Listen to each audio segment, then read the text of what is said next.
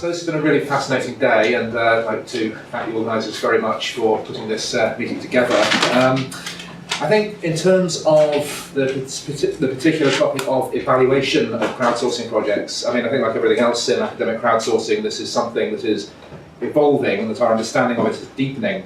But in terms of things to actually pull out of the presentations we've just seen, I think I am feeling my prejudice against a hard distinction between qualitative and quantitative being very much reinforced. These are terms that have meanings in the social sciences, where they have a solid methodological foundation.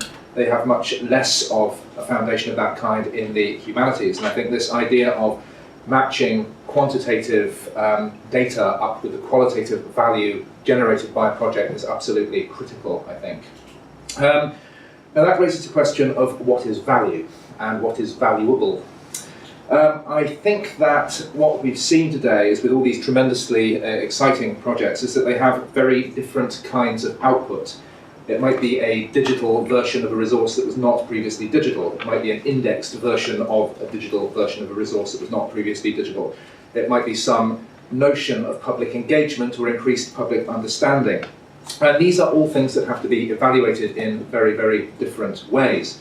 And I think it is absolutely, I think one word I would like to ban in any crowdsourcing discourse is that of byproduct. There is no such thing as a byproduct in a crowdsourcing project. There are just different kinds of products, different kinds of outcomes, and we need to give some consideration as to how each can be evaluated in their own kind of way. Now, again, I think one thing that struck me is in terms of all the kind of evaluation strategies that we've seen is that they do, of course, speak to kind of, to one extent or another, and this is no way a criticism, this is just a reflection of the way that research is done in the Western Anglo-American world, is that they speak to kind of institutional structures in a way. And of course, institutions like GLAMs, universities, research centres, organisations and so forth, have their roots in effort to provide a professional mediation between the public and between human culture. So I think that's maybe something to think about. And that speaks to this notion, again, that we've heard about quite a bit, which is a kind of co-production and the idea of co-producing questions. How do you sort of evaluate the way that questions are co-produced between institutions and the public that they are talking to? Now the final sort of little bit of reflection that I just wanted to offer up is how do we evaluate those who have not engaged with crowdsourcing projects?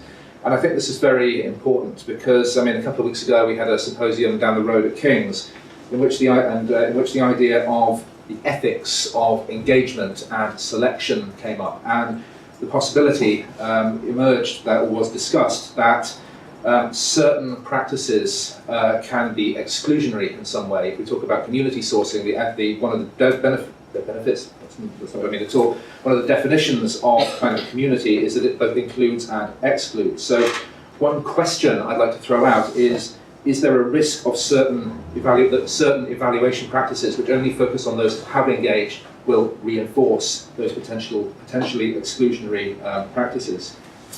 And the final question I'd like to throw out, I maybe haven't even used my 10 minutes entirely, is what would the crowd say if they got to evaluate us?